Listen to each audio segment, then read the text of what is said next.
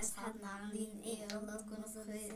اللهم صل اللهم وسلم صل وبارك وسلم على وبارك سيدنا على سيدنا محمد. محمد صلى الله عليه وسلم، عليه الصلاة والسلام. ازيكم يا اصحابنا؟ عاملين ايه؟ وحشتونا. بيتزا.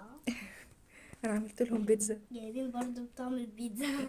في بداية الفيديو ما ننساش ندعي لاخواننا في فلسطين، يا رب ربنا ينصرهم ويثبت اقدامهم بصوا يا جماعة، ويأمنهم من خوف يا رب، ويطعمهم من جوع، اللهم امين. العجينة كده ملظلظة حلوة. قولوا بسم الله الرحمن الرحيم. احنا عملنا البيتزا ديت في البيت يا اصحاب، الله، من غير كاتشب طعمها جامد. بالهنا والشفا. دوقوها وقولوا اصحابكم رأيكم أنا ايه. ممكن أكلها من غير كاتشب عادي. قولوا بسم الله الرحمن الرحيم. الكاتشب ده برضو احنا عملنا في البيت. الاتنين معمولين في البيت، بس يا جماعة لونه شبه الكاتشب أوي. طعمها حلو. هي بصوا البيتزا يا اصحابنا